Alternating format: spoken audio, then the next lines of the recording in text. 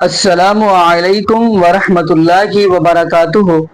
اعوذ باللہ من الشیطان الرجیم، بسم اللہ الرحمن الرحیم۔ وَلَا تَقُولُوا لِمَن يُقْتَلُ فِي سَبِيلِ اللَّهِ أَمْوَاتٌ بَلْ أَحْيَاءٌ وَلَٰكِن لَّا تَشْعُرُونَ۔ جو اللہ کی راہ میں شہید ہو جائے ان کو مردہ گمان نہیں کرنا بلکہ وہ زندہ ہے، لیکن آپ شعور نہیں رکھتے۔ ناظرین، آج ہم جس حوالہ سے گفتگو کرنے جا رہے ہیں وہ یہ ہے کہ جیسا کہ آپ کو اس بات کا علم ہوگا کہ محرم کے مہینہ کے اندر اور سفر کے مہینہ کے اندر جو ایسا طبقہ ہے جو آپ کو پتہ ہے ماتم وغیرہ یا ایسے کام کرتا ہے جو شریعت سے ہٹ کر ہے، تو ناظرین آیا کہ یہ شریعت سے ثابت ہے۔ تو ناظرین جو گفتگو ہم سنوانے جا رہے ہیں وہ ہے علامہ جواد نقوی صاحب حافظہ اللہ تعالیٰ کی۔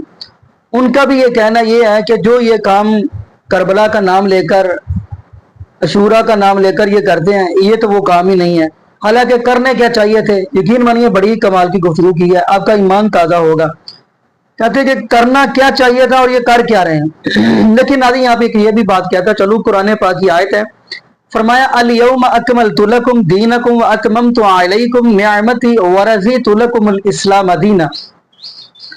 قرآن کہہ رہے ہیں آج کے دن اے محبوب الاسلام ہم نے آپ کے اوپر دین اسلام کو مکمل کر دیا اور نعمتوں کا بھی اتمام کر دیا، اور اگر پسند کیا تو آپ کے لیے دین اسلام کو پسند کیا۔ تو نہیں، جب دین مکمل ہو گیا پھر نہ ہی اضافہ کیا جائے نہ ہی کمی کی جائے۔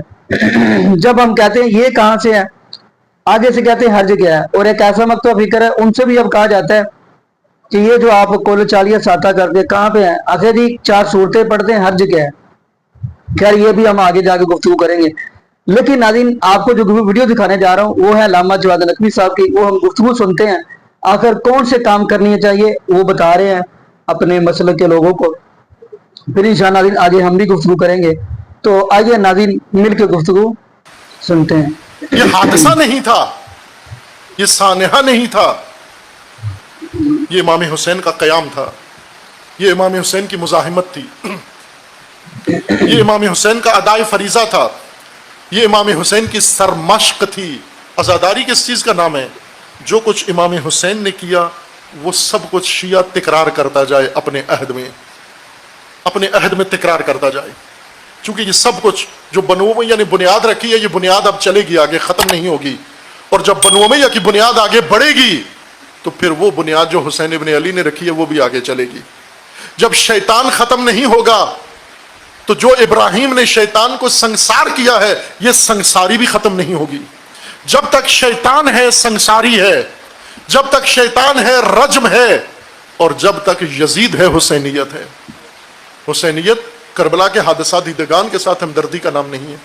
ابھی ہم نے یہ رنگ دوسروں کو بتا دیا، ٹی وی پہ آتے ہیں، شیعہ آتا ہے، سنی آتا ہے، غیر مسلم آتا ہے، اپنے افسوس کا اظہار کر کے حادثات دیدگان کے ساتھ چلا جاتا ہے۔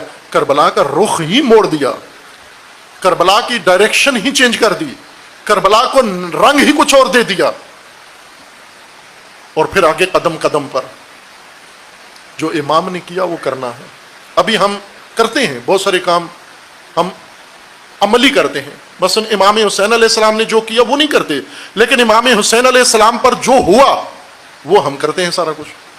امام حسین علیہ السلام پہ تلواریں چلیں، ہم اپنے اوپر تلواریں لگا لیتے ہیں، اس دید سے کہ امام پر تلواریں چلی ہیں تو ہم گویا سنت امام حسین ادا کر رہے ہیں۔ امام پہ خنجر چلے، ہم خنجر اپنے آپ کو لگا لیتے ہیں۔ امام کو بیڑیاں لگیں، امام کے خاندان کو ہم بیڑیاں لگا لیتے ہیں۔ عزیز من، یہ امام حسین نے تو نہیں کیا، امام حسین کے ساتھ ہوا۔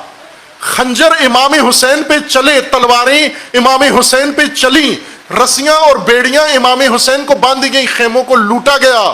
یہ امام نے نہیں کیا، یہ امام کے ساتھ ہوا۔ شیعہ وہ نہیں تکرار کرے گا جو امام کے ساتھ ہوا، شیعہ نے وہ تکرار کرنا ہے جو امام نے کیا، جو امام نے کیا وہ تکرار کرنا ہے۔ جو امام کے ساتھ ہوا صدیوں سے تکرار کر رہے ہو، ظالم اس سے پریشان نہیں ہوتا، لیکن ایک دفعہ آج کی نسل ایک دفعہ اٹھ کر یزیدیوں کے ساتھ وہ کرے جو حسین نے کیا، ان کی چیخیں ساری دنیا میں سنائی دیں گی، سنائی دے رہی ہیں۔ آپ نے دیکھا امام خمینی نے وہی کیا ان کے ساتھ جو امام حسین نے کیا، سید نصر اللہ وہی کر رہے ہیں جو امام حسین نے کیا، حشد شعبی نے ان کے ساتھ وہی کیا جو امام حسین نے کیا، آیت اللہ سیستانی نے فتویٰ دے کر وہی کروایا جو امام حسین نے کیا، اور پھر اس کا نتیجہ بھی آپ نے دیکھ لیا۔ اگر ہم حسینی کام کریں تو نتیجہ دیکھ لو، اور جو امام حسین پر ہوا ہے وہ کریں تو اس کا بھی نتیجہ دیکھ لو۔ عزیزان، یہ قدم قدم پر حسینیت کے ساتھ چلو، یہ نہ کہو کہ فاصلہ پڑ گیا ہے، ہم 1400 سال لیٹ ہیں، نہیں۔ امام صادق علیہ السلام کی حدیث ہے، وقت نہیں میں آپ کو سناؤں،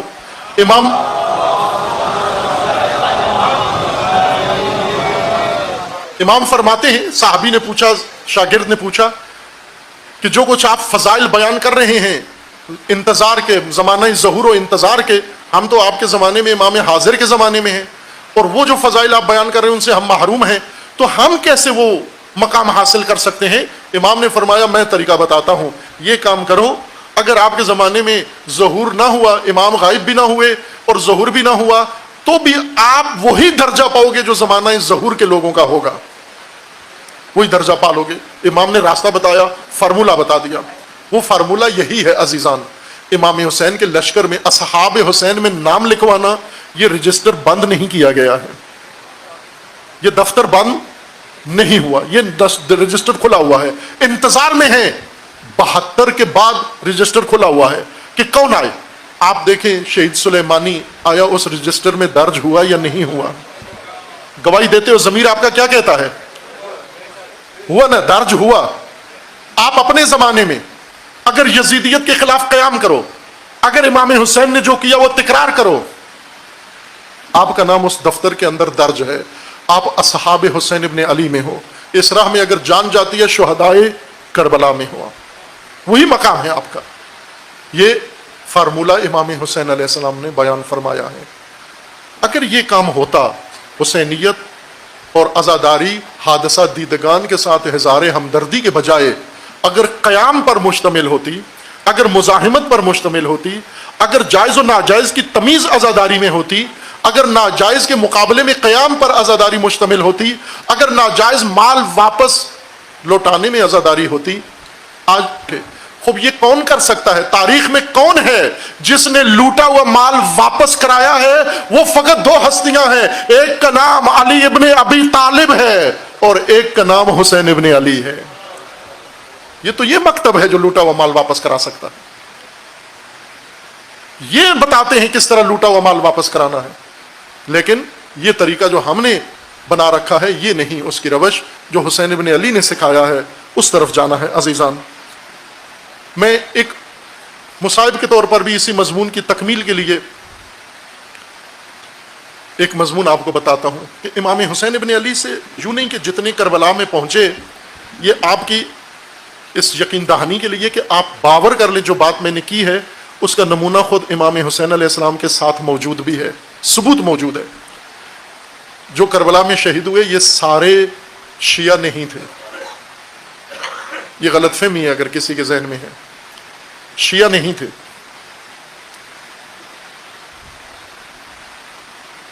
اور ان میں ایک نمونہ میں عرض کرتا ہوں، زہیر ابن قین رضوان اللہ تعالی علیہ، یہ شیعہ نہیں تھے، یہ خلفاء کے مذہب و مسلک کے ماننے والے تھے، اور خلیفہ سوم کے طرفداروں اور حامیوں میں سے تھے۔ بنو امیہ نے خلیفہ سوم کے قتل کو اور ہتھیار بنا کر امت کے اندر فتنہ ڈالا، تفرقہ ڈالا اور بہت پراپوگنڈا کیا، غلط فہمیاں پھیلائیں۔ زہیر ابن قین اس متاثرین پراپوگنڈا میں سے تھے اور امام حسین علیہ السلام سے دور رہتے تھے، کبھی بھی امام کے قریب نہیں آئے۔ حج پر یہ آئے ہوئے تھے اور امام حسین علیہ السلام حج چھوڑ کر آ گئے، یہ حج کر کے آئے، لیکن آ ملے امام کے قافلے سے، چلتے ہوئے امام کے قافلے سے آ ملے ایک مقام پر، ایک منزل پر، اور انہیں پتہ چل گیا کہ یہ امام حسین علیہ السلام کا کاروان جا رہا ہے۔ راستہ چونکہ ایک ہی تھا، یہ بھی ادھر ہی جا رہے تھے، امام بھی ادھر ہی جا رہے تھے، دونوں کا منزل ایک تھی۔ انہوں نے یہ روش اپنا لی کہ امام علیہ السلام کے قافلے کے قریب نہیں ہونا، جہاں امام پڑاؤ ڈالتے رک جاتے کسی منزل پر استراحت کے لیے، آرام کے لیے یا پانی لینے کے لیے زہیر اپنا قافلہ وہاں سے گزار کے آگے لے جاتے، اور جہاں امام نے نہیں رکنا ہوتا، کسی اور جگہ پر رکنا ہوتا تھا، وہاں زہیر رک جاتے، یعنی جہاں امام چلتے وہاں زہیر رک جاتے، اور جہاں امام رکتے وہاں زہیر چل پڑتے۔ اس تدبیر کے ساتھ جا رہے تھے، اور نیت میں یہ تھا کہ یہ اس وجہ سے ہے کہ کہیں بھی ان سے ملاقات نہ ہو جائے، بات چیت نہ ہو، کیوں کہ وہ اس غلط فہمی کا شکار تھے جو بنو امیہ نے پھیلائی تھی۔ اب ذرا اس ذہنیت کا آدمی شیعہ تو نہیں ہو سکتا، شیعہ تو کبھی بھی اس غلط فہمی کا شکار نہیں ہوتا، بلکہ ایک غیر شیعہ مسلمان بھی نہیں ہوتا جو پراپیگنڈے کا شکار ہو جائے۔ لیکن ایک مقام پر امام علیہ السلام نے اس چیز کا احساس کر لیا کہ زہیر بچنا چاہتا ہے مجھ سے، ملنا نہیں چاہتا، تو امام نے بھی یہ نہیں کہا کہ جب وہ نہیں ملتا تو میں کیوں ملوں، امام نے کہا اگر وہ نہیں ملنا چاہتا تو میں ملوں گا اس سے۔ لہٰذا امام نے اب دیکھنا شروع کیا کہ جہاں زہیر رکے امام وہاں رک جائیں، وہاں بائی کہ امام کو وہاں رکنا نہیں تھا، لیکن زہیر نے ایک جگہ قافلہ روکا اس نیت کے ساتھ کہ امام حسین علیہ السلام پیچھے رک گئے ہیں، اب وہ وہاں جو مرحلہ ہے، مثلا کھانا تناول کیا ہے، پانی لیا، استراحت ہو گئی ہے، وہاں سے دوبارہ مشکوں میں پانی بھر کے اب اگلی منزل پر رکیں گے، تو میں یہاں رک جاتا ہوں۔ جہاں زہیر رکے امام بھی وہیں آ کر رک گئے۔ راستہ ایک ہی تھا، راستے کے کنارے پر ایک طرف امام، دوسرے راستے کے دوسرے سائیڈ پر زہیر کا قافلہ تھا۔ امام علیہ السلام نے ایک شخص کو بھیجا، روایت ہے، میرے پاس وقت کی قلت کی وجہ سے وہ پوری نہیں پڑھ رہا ہوں۔ امام علیہ السلام نے ایک شخص کو بھیجا کہ زہیر کو بلاؤ۔ وہاں راوی نے لکھا ہے پورا ماجرا تفصیل کے ساتھ کہ وہ ان کے کھانے کا وقت تھا اور کھانا تیار تھا، دسترخوان پہ لگا ہوا تھا، ایک طرف مرد بیٹھے ہوئے تھے، ایک طرف خواتین، اور کھانا کھا رہے تھے، لقمے توڑے ہوئے تھے، کچھ کھانا دسترخوان پہ تھا۔ قاصد گیا ان کے خیمے میں، داخل ہو کر سلام کیا، تو کھانا کھاتے ہوئے انہوں نے جواب دیا اور پوچھا کہ کون ہو، کیوں آئے ہو؟ تو قاصد نے کہہ دیا کہ میں امام حسین علیہ السلام کا پیغام لے کر آیا ہوں۔ وہاں راوی نے لکھا ہے کہ بالکل ان کے ہاتھ سے لقمے چھوٹ گئے، زہیر کے ہاتھ میں لقمہ منہ میں ڈالنے کے قریب تھے، وہیں رک گیا، منہ کھلا رہ گیا، لقمہ وہیں رک گیا، ہاتھ منجمد ہو گئے۔ کہ اس سے مرحلے سے بچنے کے لیے تو ہم احتیاط کر رہے تھے، اور یہی منزل ابھی ہمیں پیش آ گئی۔ زہیر نے تھوڑی دیر توقف کر کے کہہ دیا کہ اب عبداللہ سے کہہ دو جا کر، میں معذور ہوں، میں نہیں آ سکتا، آپ سے نہیں مل سکتا، مجھے آپ کی صورتحال کا علم ہے، آپ کے مسائل کا علم ہے، آپ کے ساتھ کیا ہو رہا ہے اور آپ کیا کرنے جا رہے ہیں، ان حالات میں میں آپ سے نہیں مل سکتا۔ قاصد ابھی کھڑا ہوا تھا، روانہ نہیں ہوا۔ زنانہ حصے میں خیمے کے ساتھ ہی دوسری طرف خواتین کا خیمہ تھا۔ زہیر کی زوجہ اس خیمے سے اٹھ کر مردانہ حصے میں آئی اور آ کر زہیر سے کہا کہ زہیر، تجھے معلوم ہے کیا کہہ رہا ہے؟ تجھے پتا ہے کس نے بلایا ہے تجھے؟ تو جانتا ہے کس ہستی نے بلایا ہے؟ تجھے حسین ابن علی نے بلایا ہے، تجھے رسول اللہ کے فرزند نے بلایا ہے، تجھے فاطمہ زہرا کے لخت جگر نے بلایا ہے، تمہیں فاطمہ کے لال نے بلایا ہے، اور تو کہہ رہا میں نہیں جاتا۔ بے شک جو وہ مطالبہ رکھتے ہیں، بے شک مرضی ہوئی تو نہ کرنا، جو وہ تجھ سے مدد چاہتے ہیں تیری مرضی ہوئی تو نہ کرنا، لیکن ان کی بات پہ اجابت کر کے ان کے سامنے حاضر نہ ہونا، یہ بے ادبی ہے زہیر، تیرے جیسے شخص کے شایان نشان نہیں ہے۔ بعض راویوں نے لکھا ہے کہ اس بی بی نے کہا اگر تو نہیں جاتا تو میں فاطمہ زہرا کے سامنے شرمندہ ہونا نہیں چاہتی، زہیر پھر میں جاؤں گی، حسین کے سامنے میں جاؤں گی، جا کر عذر پیش کروں گی۔ زوجہ کے کہنے پر زہیر اٹھے، امام علیہ السلام کے پاس پہنچے خیمے میں۔ ایسے ہی لکھا ہے روایت میں کہ کسی نے نہیں لکھا کہ کیا بات ہوئی، بہت مختصر، چند گھڑی، چند آنات، چند سیکنڈ کی بات ہوئی، نہ بہت لمبی طولانی محفل نہیں ہوئی، چند گھڑی بات ہوئی، اور پھر زہیر واپس امام کے خیمے سے آ گئے۔ لیکن زہیر کی حالت بدلی ہوئی تھی، زہیر کی حالت بدلی ہوئی تھی، رنگ بدلا ہوا تھا، اور آ کر اپنے ساتھیوں سے کہا اپنا سامان علیحدہ کر دو، میرا سامان الگ کر دو، مجھے منزل مل گئی ہے، میں اب آپ کے ساتھ نہیں جا سکتا، مجھے راستہ مل گیا ہے۔ اور پھر جب ساتھیوں کو الگ کر دیا اپنی زوجہ سے کہا میں نہیں چاہتا میرے بعد، میں جانتا ہوں میرے ساتھ کیا ہونے والا ہے اور میرا انجام کیا ہوگا معلوم نہیں، میں نہیں چاہتا میری غیر موجودگی میں تو دکھ سہتی رہے، تکلیف برداشت کرے، تجھے میں آزاد کرتا ہوں، تجھے طلاق دیتا ہوں۔ اس بی بی نے کہا زہیر اس شرط پہ جاتی ہوں، جدا ہوتی ہوں، میری ایک شرط مان لے، تجھے نہیں پتا تیرے ساتھ کیا ہونا ہے، مجھے پتا ہے کیا ہونا ہے، تو شہید ہو جائے گا، تو فاطمہ کے لال کے ساتھ شہید ہو جائے گا۔ زہیر شہادت کے بعد میں نے سنا ہے کہ شہید جب محشر میں جائے گا رسول اللہ کی بارگاہ میں جائے گا، آل رسول کی بارگاہ میں جائے گا۔ زہیر جب تو بارگاہ میں رسول اللہ کی بارگاہ میں جائے اور فاطمہ زہرا کی بارگاہ میں جائے تو وہاں جا کر میری شفاعت کرنا اور بی بی سے یہ کہنا کہ آپ کی ایک کنیز ہے جو آپ کی شفاعت چاہتی ہے، اگر وعدہ کرو یہ شفاعت کرو تو میں راضی ہوتی ہوں۔ زہیر نے وعدہ کر لیا اگر یہ نصیب ہو جائے میں ضرور کروں گا شفاعت، اور پھر زہیر روانہ ہو گئی۔ اب زہیر کا جو باقی ماندہ کاروان تھا یہ اپنی منزل کی طرف جاتا رہا، امام کربلا میں پہنچ گئے اور عاشور ہو گیا، اور پھر شب عاشور اور شام غریبہ آ گئی، اور پھر یہ خبر سارے صحرا میں پھیل گئی۔ زہیر کا قافلہ کربلا کے قریبی صحرا میں رکا ہوا تھا، وہاں پر خبر پہنچی کہ امام حسین شہید ہو گئے، امام کے سارے ساتھی شہید ہو گئے، امام کی اولاد شہید ہو گئی۔ زہیر کی زوجہ نے اپنے خادم کو بلایا اور اسے سفید کپڑا دیا ایک رومال میں لپیٹ کر، اور کہا کہ خادم میں جانتی ہوں کہ اس قافلے میں میرا زہیر اجنبی تھا، وہ اجنبی تھا ان لوگوں کے اندر، وہ ان لوگوں کا ساتھی نہیں تھا، یہ بعد میں آ کے ملا، میں جانتی ہوں کہ باقیوں کو تو ان کے عزیزوں نے رشتہ داروں نے آ کر دفن کر دیا ہوگا، حسین تو مولا ہیں، حسین تو کریم ہیں، نبی کے بیٹے ہیں، انہیں تو سب سے پہلے دفن کیا ہوگا، حسین کے بچوں کو دفن کر دیا گیا ہوگا، اور کوفہ والوں نے اپنے ساتھیوں کو بھی دفن کر دیا ہوگا، لیکن میرا زہیر اجنبی سمجھ کر شاید چھوڑ دیا ہوگا، ممکن ہے کسی نے دفن نہ کیا ہوگا۔ اے غلام جا کر صحرا میں دیکھنا میرا زہیر کہاں پڑا ہے، یہ کفن دے کر قبر بنا کر دفن کر کے پھر آ جانا۔ غلام چلا جاتا ہے، تھوڑی دیر کے بعد واپس آ جاتا ہے، اور یہ بی بی جب خادم کو واپس آتے دیکھتی ہے اور ہاتھ میں وہی رومال پڑا ہوا ہے، کفن لے کر واپس آ جاتا ہے، اور بی بی اس کو دیکھ کر شکر کرتی ہے، اللہ بھلا کرے ان کا، مجھے لگتا ہے کہ لوگوں نے میرے زہیر کو بھی دفن کر دیا ہے چونکہ کفن واپس لے آیا ہے۔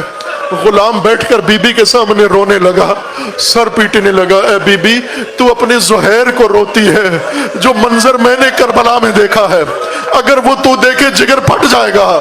بی بی زہیر کا مولا بے گور و کفن پائمال لاش کے ساتھ ٹکڑے ٹکڑے لاش کے ساتھ پڑا ہوا ہے، اے بی بی حسین کے بیٹے گردنیں کٹی پڑے ہوئے ہیں، اے بی بی حسین کے اصحاب پڑے ہیں وہاں کے۔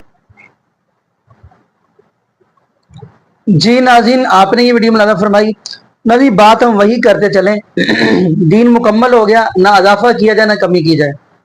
اگر ہم ان سے پوچھتے ہیں کہ یہ آپ کام کیوں کرتے ہیں، جیسا کہ آپ دیکھیں گے کہ ایسا مکتوبہ فکر ہے جو اذان سے پہلے یعنی درود پڑھتے ہیں۔ اگر حدیث ہم سنن ابو داؤد کی دیکھیں، جامع ترمذی کے اندر دیکھیں تو نبی پاک صلی اللہ علیہ وسلم کے صحابی حضرت بلال رضی اللہ کو تعالی عنہ کی اذان اللہ اکبر سے شروع ہوئی ہے۔ اللہ اکبر کا ہے تو اللہ اکبر سے شروع کر کے آخر پہ الفاظ لا الہ الا اللہ۔ تو ناظرین ایک یہ مکتوبہ فکر ایک وہ بھی ہے جو مکتوبہ فکر کہتا ہے اشہد ان محمد رسول اللہ علی ولی اللہ وسیع رسول اللہ خلیفۃ بلا۔ پوچھا جائے تو کہتے حرج کیا ہے۔ ناظرین اب ایک بندہ اٹھ کر، تیسرا بندہ اٹھ کر عید الفطر یعنی چھوٹی عید اور عید الاضحیٰ یعنی بڑی عید، وہ اٹھ کر اس کی اذان پڑھ دے تاکہ لوگ ٹائم کے مطابق اکٹھے ہو جائیں عید الفطر کی نماز ادا کرنے کے لیے، عید الاضحیٰ ادا کرنے کے لیے۔ تو چوتھا بندہ اٹھ کر اسے پوچھے اوے یہ اذان کہاں سے پڑھ رہے ہو، یہ تو نبی پاک صلی اللہ علیہ وسلم نے پڑھی نہیں ہے۔ تو اگر آپ سے وہ کہہ دے کہ منع دکھائیں، حرج کیا ہے؟ جیسے یہ کہتے ہیں مکتوبہ فکر جی منع دکھائیں، دوسرا مکتوبہ فکر وہ بھی کہتا ہے منع دکھائیں۔ اگر وہ بندہ بھی اٹھ کر جو عید الفطر اور عید الاضحیٰ کی اذان کہے گا، اگر وہ آپ سے کہہ دے منع دکھائیں، پھر آپ کیا کریں گے؟ जो काम ही आज शुरू हुआ हो, बंदा मना कहां से दिखा देगा। आगे तो कहते हैं अच्छा जी ये बात है तो फिर आपका मजे के मीनार बिदअत नहीं है, ये भी कह देते हैं।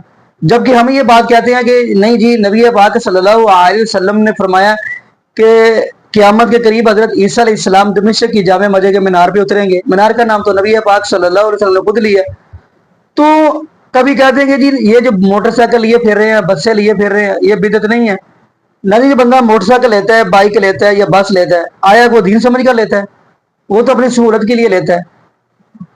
तरह तरह के आगे सवाल करते हैं।